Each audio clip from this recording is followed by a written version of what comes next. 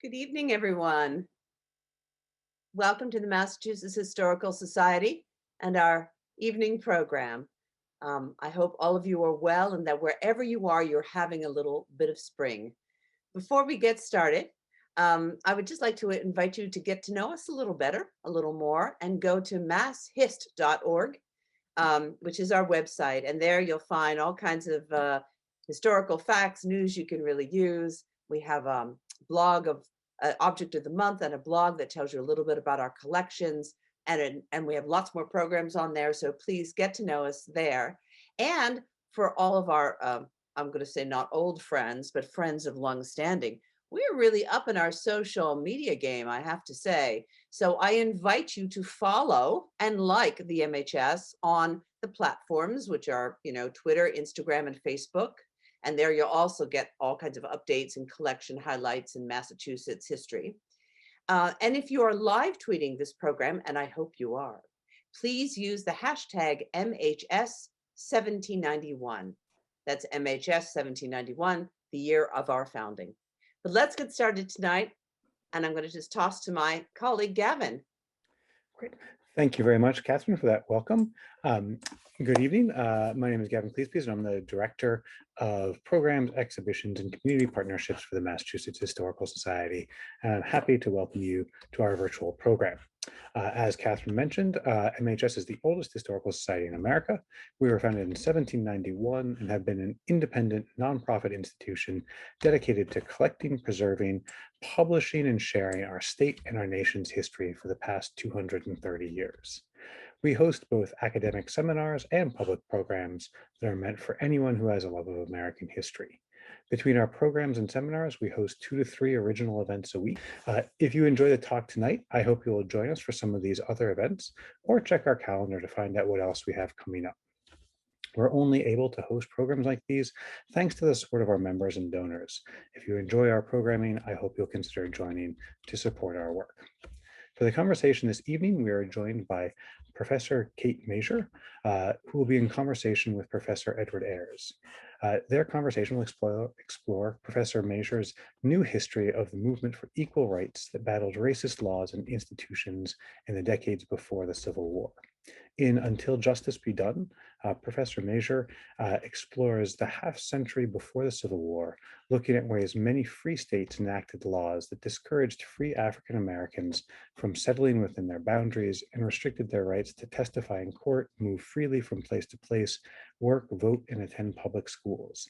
But she also looks at the African American activists and their white allies who courageously built a movement to fight these racist laws, often in the face of threats of mob violence. They use promises found in the Declaration of Independence and the Constitution to help make the case for racial equality. Professor Masur specializes in the history of race, politics, and law in the 19th century United States. She received her PhD from the University of Michigan and now teaches at Northwestern University. She is the author of numerous books and articles and has also worked in public history, consulting with organizations including the National Park Service, the National Constitution Center, the Newberry Library, and CNN to help them interpret the Reconstruction era. Professor Masur will be joined by Professor Edward Ayers. Professor Ayers teaches at the University of Richmond. He has published more than 10 books and countless articles on the Civil War. He has been named the National Professor of the Year, received the National Humanities Medal from President Obama, served as president of the Organization of American Historians, and won the Bancroft Prize for Distinguished Writing in American History. He served as the founding chair of the board for the American Civil War Museum, and he is also the host of The Future of America's Past, a television series that visits sites of memory and meets the people who keep those memories alive. So I think we have an amply qualified panel, and I would invite Professor Masur and Professor Ayers to join us. Great, thanks so much. And I should say that one of the episodes of that series was at the Massachusetts Historical Society, where we had a chance to look over the shoulder and read the famous letter. Well, you'll have to just watch the episode and see. It's a famous letter about this. But I'm so delighted tonight to have a chance to speak with Kate, who has written a remarkable book. And I can't wait to dig into it. And I'm going to say that it's so remarkable that it has the capacity to do something that very few books of history do, which is to actually change our textbooks. It actually changes the narrative that we're telling about American history. And so for that purpose, I want to pretend that I'm a high school student and ask her questions about that book, because it does address so directly enduring issues in American history. But speaking now as a high school student, we all know what the civil rights movement looked like, and it's Rosa Parks and Dr. King in the South, and we all know it was in the 20th century. So I have a series of questions for you, since this book violated every expectation that I had as a high school student in all this. So first, if you could tell me, what are civil rights anyway? Well, thank you so much for having me. First of all, thank you to the Massachusetts Historical Society, and it's great to be here. And thanks for that introduction and for the question, and really for framing the book in terms of, really fundamental questions in American history and the ways that this work might actually change some, the idea that it would change our textbooks or change how we kind of approach the history of the United States. So what are civil rights? I mean, this is maybe a deceptively complicated question. We now consider civil rights, and we usually, when we talk about civil rights now, when someone says the civil rights movement or my civil rights, we're often going to be talking about race. So we can acknowledge that civil rights are a kind of set of rights, which I'll talk about in a second, what they are, what that encompasses, that everyone has or everyone should have. And yet in the American context, when we talk about a civil rights movement, we sort of colloquially know that what we're talking about is part of the what's otherwise called, Black freedom struggle, or the fight to overcome racism, and racist laws and racist practices are the civil rights movement.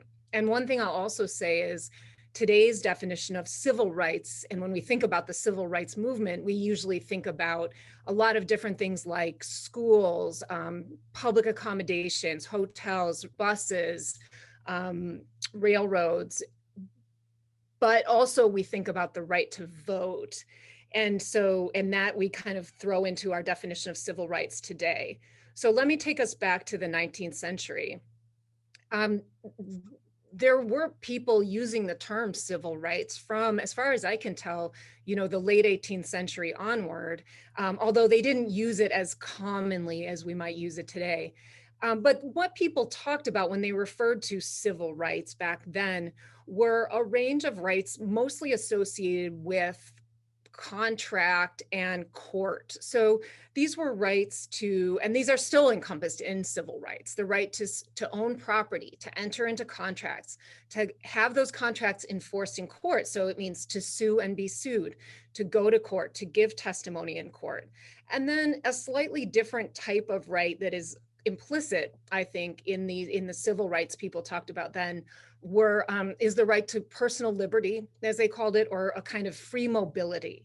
And that is very much at issue in the history that I talk about, is the extent to which African Americans had that right to personal liberty.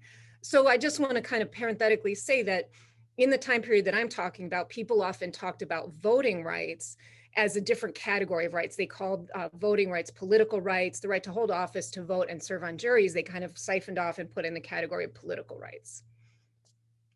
So that's amazing, which makes the accomplishment of the book even more impressive, to realize the range of things that you're talking about. So as that student, okay, I realize now this is a lot more than the Black freedom struggle, but the Black freedom struggle is a part of this. It's an ongoing, it's a part of a legacy that your book describes its origins in. Well, the other thing that's puzzling to me is that the book is focused in the North. And when we study the civil rights movement, it's always about the South. So I wonder if you could explain why that is. Sure. So one of the insights or facts that I sort of started with this book was thinking about most of the North as a post-slavery society. And so when we think about, let's say we think about the civil rights movement in the South as we conventionally think about it, it is part of a long history that really starts with the Civil War and Reconstruction of trying to come to grips with the legacies of slavery in the South. Right. But one of the central starting points of this book is in the North, for decades before the Civil War, people were trying to come to grips with the legacies of slavery in the North. And that involved very many of the same questions that later the South or the nation as a whole had to deal with. So questions of, should there be full racial equality everywhere? Should there be racial equality in civil rights, as I just described them? Should there be racial equality in political rights? What do we do with the fact that there was once a system in which people were enslaved, held in bondage, that was justified by race, by the color of people's skin, those and their kind of background as people who are descended from people from Africa? What does the society then do when those people become free, whether they became free because they were emancipated in a state like New York, or they became free because they crossed the Ohio River from Virginia into Ohio? What does that look like? And so all of these issues related to race and equality that we're more familiar with talking about in the kind of post-Civil War South, all the way into the 20th century and 21st century, were issues that Northerners were really grappling with, or people in the free states were grappling with from very early on. So you talk about being a post-slavery society. Could you briefly sketch for us how slavery ended in the North and how long that took, and how post were they by the time that you're focusing in the 1820s and 30s? Well, I mean, as many people know, that the abolition of slavery in northern states was a gradual process, and so northern states begin to end slavery, and they do it on a state-by-state level and or a state-by-state basis, and that's actually really important for my overall story. So no federal government is telling them to abolish slavery, but they're deciding, their state legislatures are deciding, or in some cases courts are deciding, that we are no longer going to have slavery here. And then the question is, well, how are we going to get rid of it? And states like New York, New Jersey, Pennsylvania, they undergo a process of gradual emancipation where they basically legislate that everyone born after a certain date will become free. And so people continue to be held in bondage, and then the idea is the new generation coming up will become free. And that unfolds over a certain amount of time. So it's in the late 18th century that states begin to do this, although it varies. Massachusetts does it kind of all at once. But these gradual emancipation statutes kind of unfold over time. But it is to the point where, and people have pointed out that there were the census takers found enslaved people in somewhere like New Jersey into the 1830s and 1840s. But it's a very, very small number of people. And for the most part, these places are divesting themselves of slavery, getting rid of slavery, and kind of disavowing it from the 18th century onward. So it's a good thing we actually have this book sitting here, because the more you describe it, the harder it sounds for you to have imagined and researched and written, because it's not a single story unfolding in the halls of Congress, or you just sort of, tell a single narrative. It's happening lots of places at the same time. Now, one of the things that's most interesting about this is, as you say, is your state-based approach, because every state had to fight out over and over again, really, what this might mean. But as you mentioned, Massachusetts comes early, right? So why is Massachusetts play a large role in your book if it had ended slavery earlier? So the balance of the book is really about what kinds of racially discriminatory laws existed mostly in the free states in the period between the American Revolution and the Civil War, and how people fought against them. And so the movement to repeal these laws, and movement for racial equality, is really at the center of the book. So Massachusetts comes in pretty significantly in this book, and it's really interesting case, because first of all, when the legislature begins to legislate for emancipation, they do what a lot of other states do in a variety of ways, which is they pass a law, I think it's in 1788, that actually says, there won't be slavery here anymore, but also we need to see certificates of citizenship from people of African descent unless they're citizens of Morocco, which was quite interesting little side note. But what they're doing here, and what a lot of other states do as they abolish slavery, is express through legislation a suspicion or a doubt that free Black people, whether they're from that state or migrating in from elsewhere, are going to be economically dependent and going to be eventually like a drain on public alms, or kind of, pose a problem of dependency. And so they put into place, less so in Massachusetts actually than other places, they put into place these kind of stipulations that if you are a person who owns slaves and are emancipating slaves, you also have to be economically responsible for the freed persons for a certain time afterward, and things like that. Okay, but Massachusetts actually ends up suppressing that law and kind of silently writing it out of its statute books, the law that is kind of explicitly discriminatory against African Americans. And over time, Massachusetts and also New York become states that actually affirmatively declare in a variety of ways that they consider free Black residents of their states to be citizens of their states. And so that is not to say that if you were an African-American person living in Massachusetts in the 1820s or 1830s, that you wouldn't experience racial discrimination, certain kinds of marginalization. But in some respects, when kind of push comes to shove, the state is going to say, we consider everyone who lives here, who was born here, a citizen of this state. And also in Massachusetts, African-American men did not face explicit discrimination in the right to vote. They actually could vote. And so Massachusetts actually is a state that's among the very most liberal on these issues. And just as a side note, we could probably talk about this. I contrast that with places like Ohio and Illinois, which are much more reactionary. We can talk about that. Why don't you just go ahead and do it? Oh, okay. So you have, on the one hand, you have Massachusetts that mostly doesn't have explicitly racist laws on the books by the 1830s and 1840s, with a couple of exceptions. Let's imagine ourselves in Ohio or Illinois. You have a whole set of laws that almost, I mean, you're familiar with reading the kind of pages and pages of like Black codes that you find in Southern states that not only legalize slavery in slave-owning states, but also tell all of the restrictions on free African Americans, all of the things that they can't do that free white people can do, and so on. In the case of Ohio, it's not nearly as lengthy of a set of laws, but they do develop over time a set of laws and restrictions on free African Americans that involve things like, if you're a free Black person wanting to live in the state, you have to register with county officials. You have to show proof that you're a free person. And then you have to either pay it, well, you pay a fee to register, and then you have to get people to put up bonds for your good behavior, essentially promising that you won't become a drain on public resources. Those states, Ohio and Illinois and a couple of other Midwestern states, did not allow Black people to testify in cases in which white people were involved. As those states developed public school systems, they declared that the public schools were for white children only. And so in a whole range of ways, these states established laws that are explicitly discriminatory toward African Americans, and are really designed to make life harder, to discourage Black people from coming into the state, and to kind of make their lives harder and more precarious once they're there.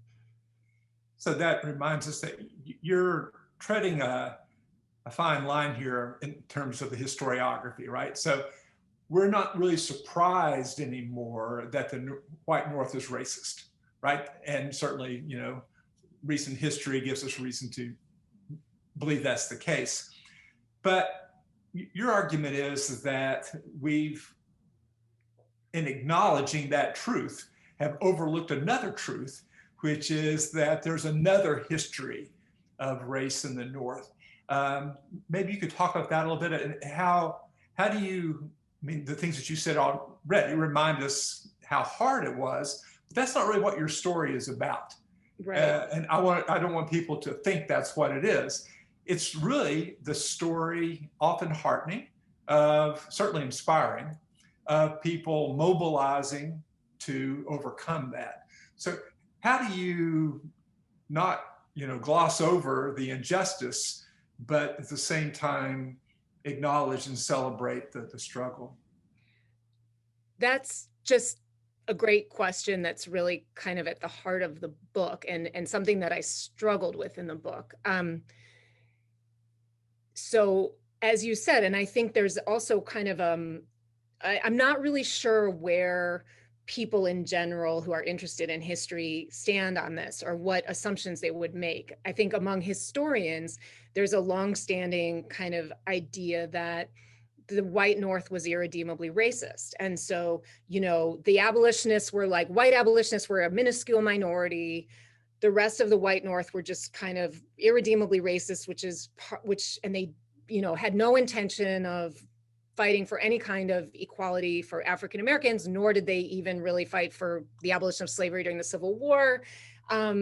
And so that ends up getting you to this point where, I mean, first of all, it was used to explain the failure of Reconstruction, as you know. So, but there's that. But then on the other hand, I think there's still a persistent myth, maybe in some areas, that, you know, North good on race, South bad, right? So some people may still think that the North is, you know, the white North is pristine, does not have these kind of problems of racism that we frequently associate with white Southerners, but that many of us also know very well have long been characteristic of white Northerners as well. So what I tried to emphasize in my book is that there was a movement, a biracial movement for racial equality in the antebellum North. Many times we see that it is African Americans who are leading the way on this, who have the most kind of advanced, most egalitarian vision for what should happen. They want full equality, as we were talking about before. They want racial equality in civil rights, but also in political rights. And they also want whites to stop being so prejudiced, right? Beyond just kind of like changing the laws, they want people to change their hearts and you know, be better on this issue. But there are also a lot of white people who join this struggle, right? And it's really quite interesting that there are enough white folks, whether at the beginning, I think it's a small number. There are people who are involved in things like the Liberty Party, but these are not your kind of stereotypical Garrisonian abolitionists who are really kind of out there, really radical, want no part of politics. These are white people who are very involved in politics, and they want to change legislation, and they're willing to fight to repeal these racist laws in places like Ohio and Illinois. But they have varying degrees of success depending on politics on the ground. And I argue that the ideas about racial equality that they forged together, both, you know, with Black activists kind of developing the ideas, white people buying into many of them, these actually informed the Republican Party, so that by the time Lincoln gets elected in 1860, you actually have a mainstream political party that is more or less committed to basic civil rights for African Americans. And that has been a really big struggle to get to that point. And not really committed to it, but experienced in what it takes to secure it. When I was pretending to be a high school student, another question I was going to ask about what's the idea of continuing a book from the Revolution to Reconstruction, when we all know that Reconstruction is the beginning of volume 2 and after winter break, right? And so the idea of showing how history continued across the Civil War, I think it will be revelatory to a lot of people as well. And I think you just described exactly how it is that Reconstruction has much deeper roots than we had realized. And I think if you were going to turn this into an AP question, that's how you would phrase it. When does Reconstruction start?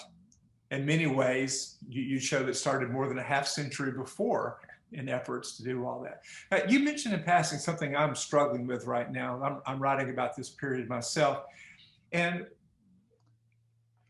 I was looking to see what language that both Black and white people used to talk about racism before that word exists. I mean, it's 100 years from the time that your book begins until that word begins. And so, and you use the word that I see all over the place now that I never thought much about, which is prejudice. Now, you know, I grew up in the segregated South, and prejudice was just kind of a milquetoast word, right? That you would use to say, you know, you wouldn't maybe say someone's racist, but you just say, well, I'm not prejudiced, right?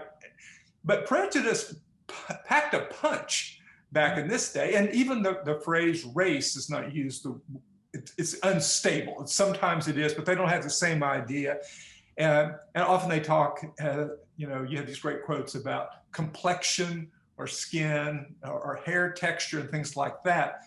But I wonder if you could talk a little bit about how the same debate over justice intersected with the evolving language of race. And how did people explain what they were up against?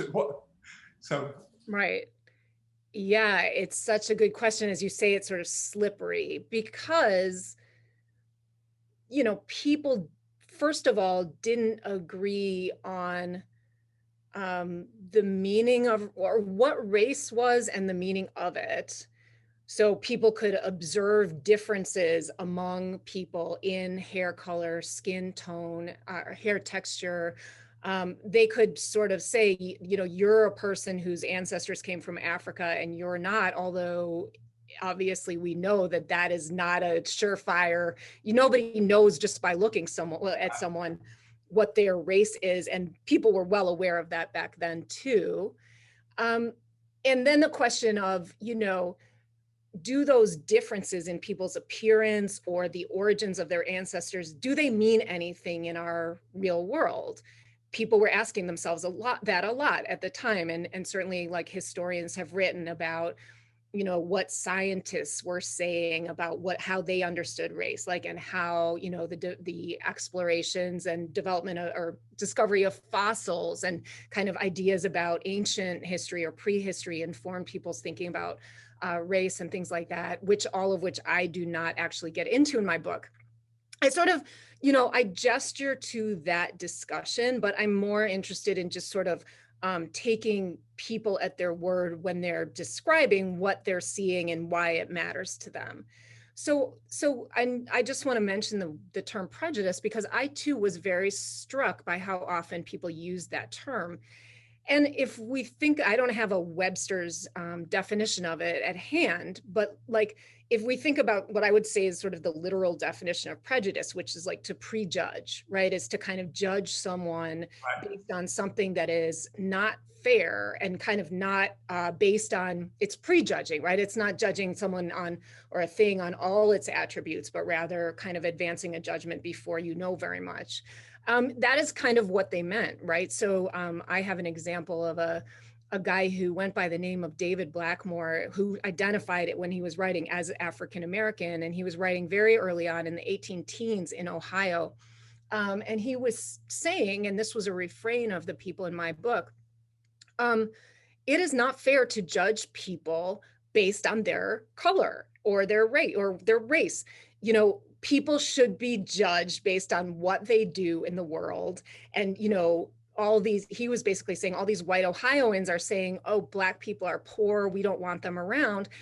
It's not fair to make that generalization. Let's just look and see if people are poor or not. Are they working or not? And so throughout, when people are talking about prejudice, they're saying, they're accusing people of judging when they should not be judging based on race. And they're saying you're lumping everyone together who you think is the same race when you shouldn't be. You should be, looking at people for who they are. So it actually, I do think it's a very individualistic critique of prejudice. It's one that is really holding up the idea that every person should be looked at for who they are, not grouped together based on some arbitrary characteristic. No, that's great. I'm glad this is being recorded. I'm going to transcribe that and use it. It's very helpful. I was reading Lydia Mariah Child there in Boston, who writes this early appeal about the Americans called Africans, right? And automatically just sort of scrambling this idea of prejudging. And, noticing that she uses prejudice at her most passionate moments. It kind of makes me think about Pride and Prejudice, right? And showing how this is something that saturates your being. If you're prejudging people, you're foreclosing forms of understanding. So it was just interesting because, we find it seems so natural now to talk about racism or race, but to see that for generations, that was not the language that they would use to talk about it in Prejudice. So thanks for explaining that to me. I'm glad for that. No, really. So, you say near the end of your book that, quote, one of the central challenges of writing history is setting aside our assumptions about the past and trying to see the world as the people we study saw it. What assumption did you need to set aside? You're an expert in this. What did you think that you needed to forget before you could learn something new about this period? A lot of things, actually. But one of them, and I think maybe the context for that quote, if I'm remembering correctly, was that our idea of, I hope this answers partially as it, but our idea of what the struggle really is. I mean, there are a lot of ideas about like what it would mean to rid this country of racial inequality and racism. But one idea really culminates with the right to vote. And so, and we're seeing that now in discussion, and it's for a very good reason, right? But when you have, the culmination of Reconstruction is the 15th Amendment, the kind of culmination legislatively of the civil rights era, arguably, is the Voting Rights Act of 1965. It's so important. The right to vote is so important, right? Because it is what allows people to have a formal voice in their own government at every level. And so it is the lodestar for so many reasons. But I ended up feeling like our view of what was important about the antebellum period had been sort of warped by the priority that we put on the right to vote, because even people's civil rights, in other words, rights that we would take for granted much more, the right to testify in court, to make a contract, to have the contract enforced, to move from place to place, these were among the rights that people were fighting for the hardest in the antebellum North. And people were also pushing for the right to vote, but just because the push for the right to vote in the antebellum North failed many, many times in many states, does not mean that everything else that people were also fighting for was meaningless. And so I just ended up feeling like we were blinded by, and many historians had said, well, the North was so racist, here's the evidence. They never approved, a state like Illinois. Well, Pennsylvania took away the right to vote for African-American men. Illinois never approved it until the 15th Amendment forced them to. And that sort of is the end of the story, right? If all you're thinking about is the right to vote. But I came to think that was like a blindered by our own time perspective. And that if we got rid of that perspective, we would actually bring to light a whole lot of other things that were very, very important to people at the time. And along those lines, one of the things that I thought was most inspiring and interesting was the role of petition, and especially the role of women in that, because now we think of petitions getting stopped on the sidewalk somewhere to sign something, right? And it seems, maybe a relatively empty gesture compared to some other things, but you show that petitioning was really important. Could you evoke that a little bit for us? And before you get a chance, I'm going to say to our people joining us today, we're going to start turning to questions soon. So if you have questions, please enter them in the chat, and I'll be sure to pass them on to Kate. So now back to our show. Yeah, I really enjoyed reading petitions and thinking about their significance in this period. And I think, one touchstone for people for this would be the gag rule in the U.S. House, in particular in the Congress, which is familiar, let's say, to the American history student. That was on my test, yeah, right. Yeah. So, we are familiar with the Congress trying to silence debate about slavery and silence the abolitionists by refusing to hear and read and take into consideration abolitionist petitions. But what that actually evokes is the kind of context of petitioning at the time. And here I really want to give a shout out to a scholar at Penn Law School named Maggie Blackhawk, who really influenced my thinking about this, because she and a few other kind of constitutional and legal historians have really elaborated what petitioning meant going back to, early modern England and monarchies, but into the United States, the early national period, when you petitioned a legislative body, first of all, petitioning was supposed to, by tradition, be open to everyone. So you did not have to be, and you never did have to be, a white man to petition. Women could petition, enslaved people could theoretically petition, and Native Americans could and did petition. And you didn't have to have that status that you would typically have had to be a voter, for example.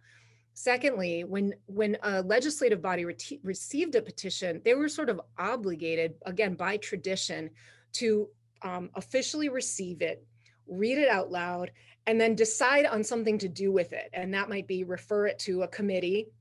They might table it, which means, okay, we're not going to do anything. They might refer it out to committee. And then this typical procedure where a committee would then go and report on the petition. So it's a way of kind of the people, in a much broader sense from just voters at the time, could ask a question or make a point or raise a complaint and actually get a legislative body to do something about it. Now, the legislation, whatever the legislative committee might be, might not do anything. They might come back and say, this petition or this group of petitions is really not worth acting on now, moving on.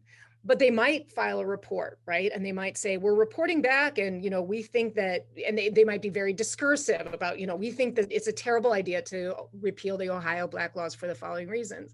But one of the things that I talk about in the book is how this process of petitioning and then kind of eliciting reports, even if it doesn't go your way, even if the petitioners don't get what they wanted, we see over and over again that the people in this movement then publicize the reports. So they might have gotten, for example, with the issue of Black sailors from Massachusetts, and something that Massachusetts was really involved in, petitioning the US House to protect the rights of free Black sailors who were stuck in Southern jails. You end up with a petition where a report answering the petitions, where the majority says, you're right, what's going on in South Carolina and New Orleans is actually unconstitutional. And they go on at length about why it is. But then at the end they say, but there's nothing we can do about it. And then there's a minority report that says, oh no, it's completely fine to arrest Black sailors in Southern ports and so on. And then the people who wanted more rights for Black sailors made sure that the report got published, like 1,000 copies that they could then send to their constituents. And so this process is a way of changing public opinion, of showing that other people care about this issue.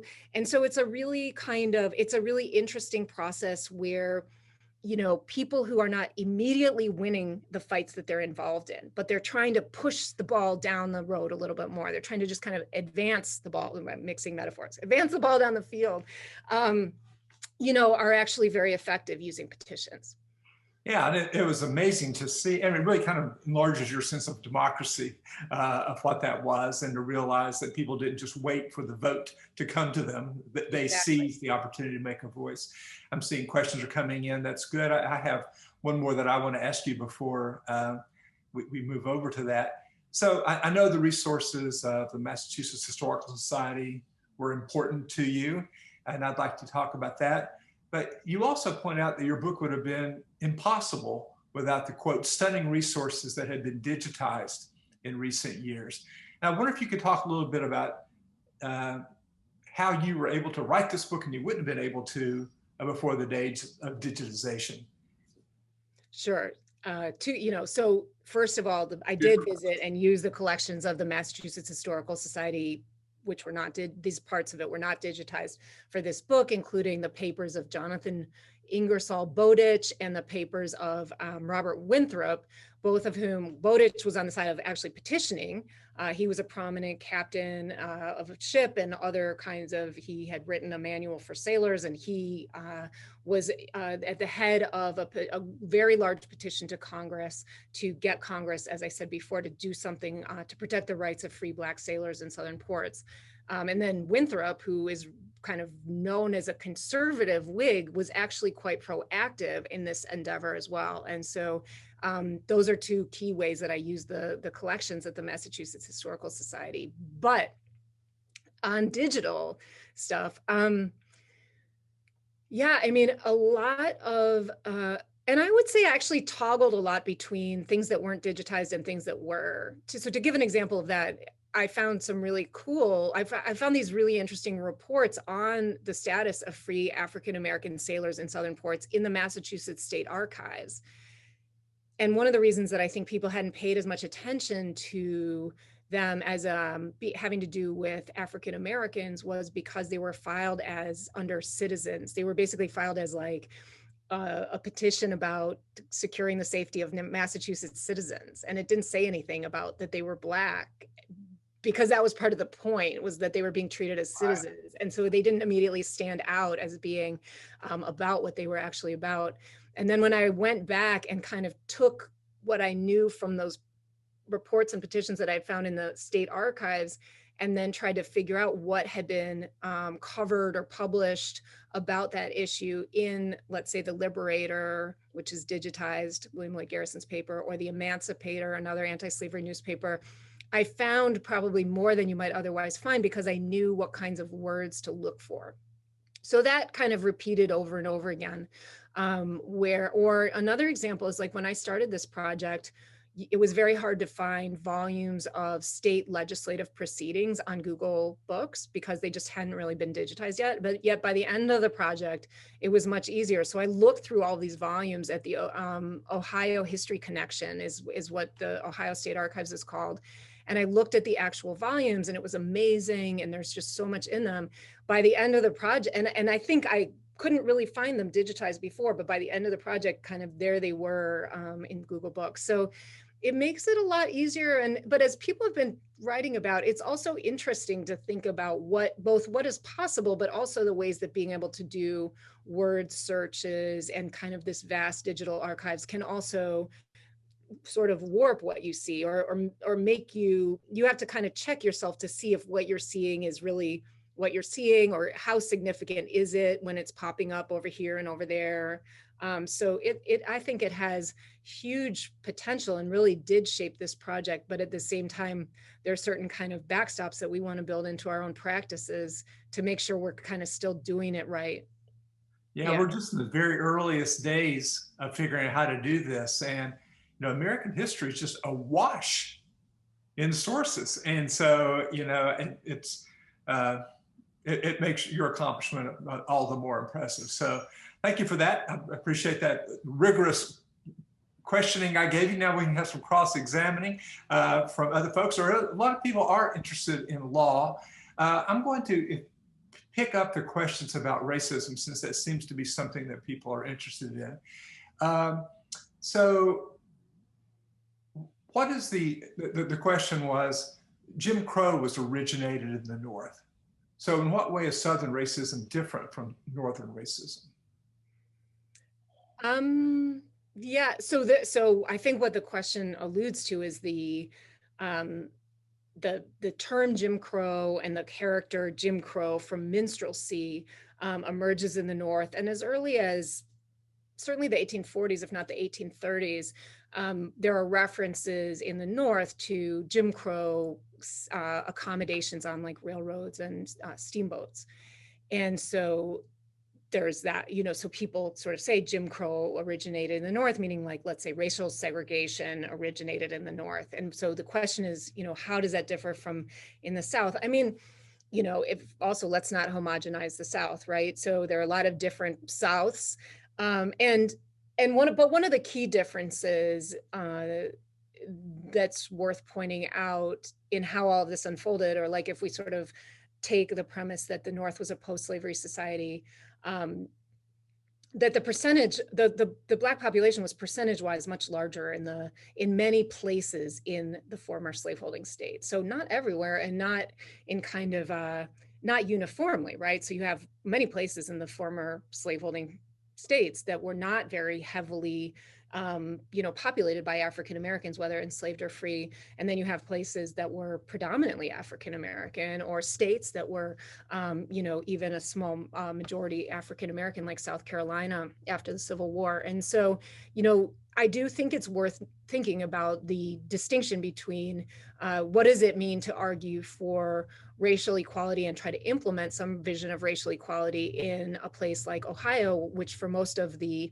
antebellum period was like 1% African American, versus how do white people, let's say, feel in a place that's 1% African American versus a place that is, 48 or 51% African American. And so I do think it's worth, I don't really, well, on the one hand, I don't really give white Northerners any particular credit for being more enlightened when they're dealing with a situation that's actually quite different in terms of like the proportional race-based population, or the idea that, in many Southern places, African Americans combined with not a huge number of whites can really tip the balance in politics. And that's, much harder to do in Northern places, although it does happen in Northern places and in cities and certain counties, there are enough African Americans to really tip the balance politically.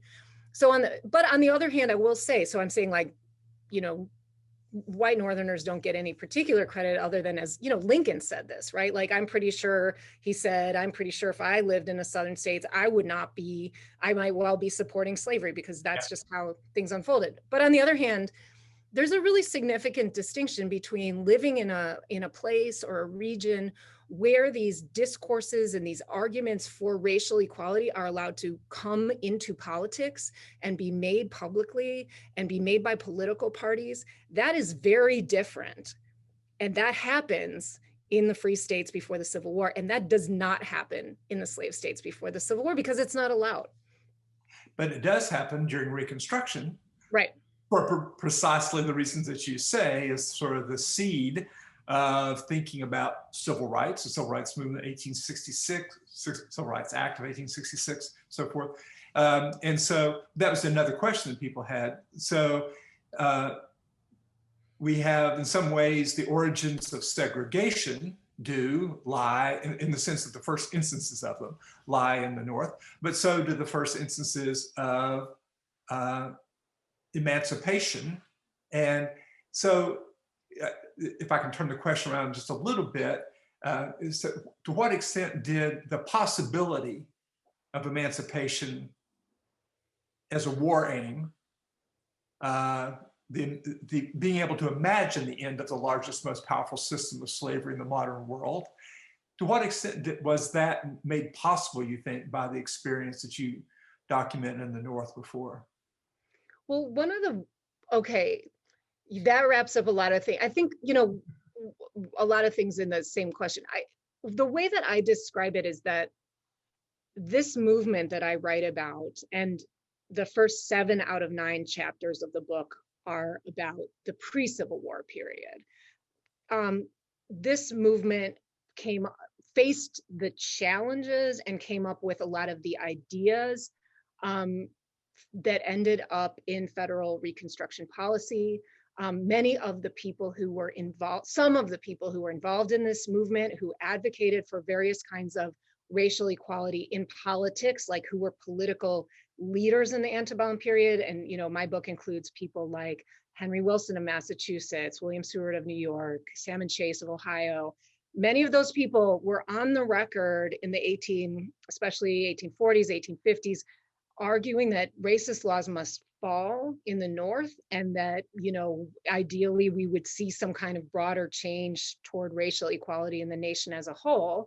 And so it helps us understand how it was that in 1860, when the Republicans, or 1861, when the Republicans come into national office, they are poised to act to secure racial equality and civil rights wherever they have the power under the Constitution. And that becomes, something that I write about. So on the one hand, I see a lot of continuity and really in personnel. And I think it's really interesting that these people who end up in federal office were not confronting these questions for the first time during the Civil War and Reconstruction. They had been looking at them for decades in their own states and so on.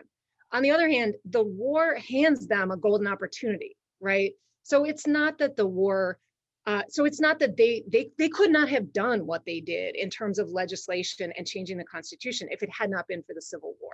Right. And so the Civil War is like the contingency that kind of breaks everything open and makes this really dramatic transformation possible.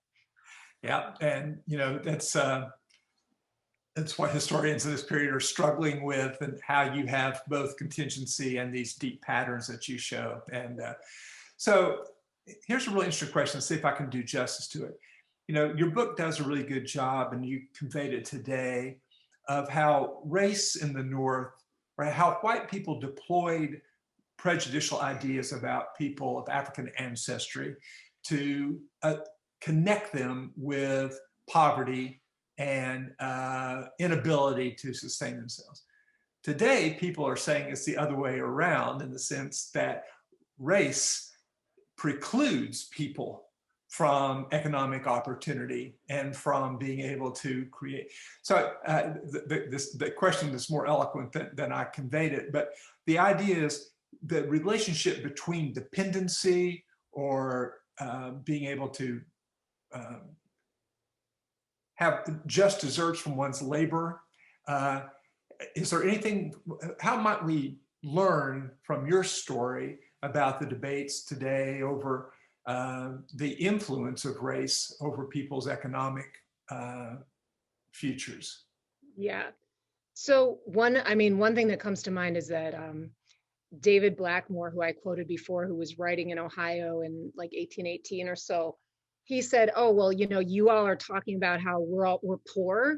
Well, you would understand why we were poor if you just looked for a second at the fact that our ancestors were stolen from Africa. We were forced to labor for no compensation under slavery. And, you know, so you're blaming us for being poor when it's white people's fault that if we are poor, it's white people's fault that we're poor. And also we're very hardworking and so on. And so that argument, you know, making the critique that it's actually racism, structural racism, that produces poverty, was very much there even in 1818, you know. But I also think that, and we see that kind of again and again among some of the people that I write about, but also though the prevailing rhetoric in this first civil rights movement was about the injustice of racist laws and racial prejudice. And I think they had much more of an idea than many of us would accept today that if you remove racist laws, things will be okay. And if you just have to kind of get rid of these racist policies, then everyone will have the opportunity to kind of pull themselves up and work and make a living, and it will all be okay. So they are arguing for the repeal of these racially discriminatory laws, but they're not in this movement that I write about, they're not focusing on the damaging economic consequences of racism. The Black Convention movement and Black activists do talk about that, and they have lots of conversations about, you know, how do we uplift the community? What kinds of jobs should we have? The importance of having an education. But I think it's important to my book that this movement didn't really have that critique. They wanted to remove racist laws, but then kind of didn't attack the problems of poverty that were associated with racism. And I argue that that's one of the reasons why, not reasons why, but kind of one of the outcomes of that is that after the 14th Amendment and the Civil Rights Act of 1866, it becomes sort of, it's not that hard for people who want to oppress poor people, especially poor people of color, to turn to laws like vagrancy laws and laws that are designed to kind of constrain the mobility of the poor and use them in a racially discriminatory way. Because what this movement had attacked was racist laws themselves, but not the overall problems of poverty that are associated with racism and other things. Is it fair to say that your comments before about prejudice is that some Black people who had worked and accomplished a great deal and education didn't want to be prejudged as being poor because other Black people were, right? So that this is part of the struggle, is both to see commonality, but also to maintain some kind of distance of respectability? True, that is true. And there are, you know, there are some examples of that in the book where Black people are saying the problem with racist laws is that people who are respectable, who want to sit in first-class accommodations, for example, get put in the places with poor people, poor Black people, and we don't want to be there and we don't deserve to be there. And I think that's another example of trying to also a little bit bracket our own assumptions about politics when looking at the past, because I think a lot of people have looked at both Black Americans who made those kind of respectability arguments and white people who also said things like, look, the African Americans who are moving to Ohio are working really hard. They're hardworking people. And some historians are like, look how patronizing these white people were in saying, oh, they're really hardworking. But if we put ourselves in that moment, I mean, and we don't have to defend or support any or oppose any particular perspective, but it's just to say, like, we can come up with better understandings of why people made particular arguments when we think about what they were actually up against, which are not usually the same things that we are in the 21st century up against. Right. And related to that, someone wonders about, do you find ways in which the activists made claims to equality and rights based on gendered identities? So this is another reason why it's really important to me to talk about this as a movement for racial equality, because this was largely not a movement for sex equality, as they would have called it. And there were, of course, as people will know, I mean, the Seneca Falls Convention in 1848 and growing activism by women, white women and Black women, kind of claiming places in public, going out and being part of temperance movements, claiming, wanting to continue to own property when they enter into marriage, right? Married women's property laws, and arguing for women's right to vote. And so there's there are places in the book where I talk about this dilemma where, you have activist women, and I write about some of these women who are involved in the civil rights movement, but where does the role of arguing for sex equality or equality for women as opposed to men come in here? And it's really like, I mean, my argument is that it's kind of there, but it's always just a little bit off stage. So when it comes to debating, for instance, the Civil Rights Act, of what becomes the Civil Rights Act of 1866 or the 14th Amendment, every once in a while there are these shades of like, oh, well, if you go for this civil equality and civil rights, are you saying that women are going to be equal to men? And a lot of these Republicans are really quick to say, no, all we mean is racial equality here. Like, we are not saying that women are going to be equal to men. Of course, a lot of women have a really big problem with that, right? But the innovation, again, is this movement for racial equality, but these people are not for like every kind of equality in the book in a way that, we would rather probably that they would have been, those of today. Well, your last word is today. I'm going to try to synthesize several other questions into this one question now. That'll be our final question. Why does this story matter to us now? How does it speak to this moment? Well, that's kind of, so I think it depends which way you want to come at it. I mean, I think first of all, I really wanted to bring forward this story of the first civil rights movement and tell it, because it really has, I don't think it has been told before, at least not in this kind of full way. Right. We know about abolitionists, but we don't know about this kind of Northern struggle for racial equality and the impact that it had both in its own time and on really critical federal measures like the Civil Rights Act of 1866 and the 14th Amendment. But I think there are a number of things that this reasons it's relevant for today that go beyond that. And one is what I was alluding to before, and it's a little mushy, but it's the fungibility of kind of discussions of race and class. So you have, a lot of white people worrying that Black people are going to be poor, and that's the problem. And then you have, well, let's, repeal explicitly racist laws and make the argument that we cannot have that. That's un-American, but we still keep in place these laws that are designed to suppress and kind of constrain the lives of the poor. And those are with us today, right? So we can get a better understanding, I think, from this history of why it is that simply getting rid of racist laws did not solve the problems of kind of the legacies of slavery and in the interconnections of race and poverty that we continue to grapple with now. And I'll say one more thing.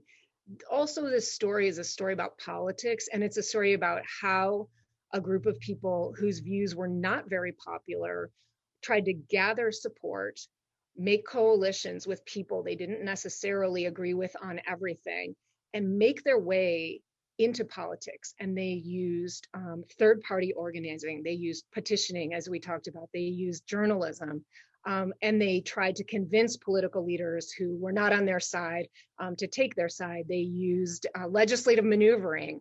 And I think, just looking at how political change and progressive change actually happens in this country, I think, looking at how this movement made its way kind of from the periphery to the center of American politics in the period from about the 1820s to the 1860s can be helpful and also, I hope, a little bit inspiring. Well, I certainly found it inspiring. I think as a work of scholarship, it's inspiring to see what there's still to be discovered and how it can still speak to the present. So I want to thank you so much for both for writing the book and for joining us today. And thank everybody too for your good questions and for joining us, and for Massachusetts Historical Society for hosting this. This was great. Thank you so much. And I really want to go back to maybe the first thing you said, Ed, which is we historians have been working really hard to change the narrative, the one that we get in the textbooks. And this is exactly, warms my heart, narrative changing. And I would like to say, I don't usually comment on the questions, but they were great. We're going to get you copies of the questions. So really, Great. Kate, Ed, you did a great job, but audience, you did an even better job. Great questions. Thank you so much. This has been such a pleasure and such a rich discussion. I really appreciate it. Good night, everybody. Thank you all, and thanks everyone for joining us. Here's a little bit of information. We'll also follow up with a link to the book in a thank you email. Have a good evening.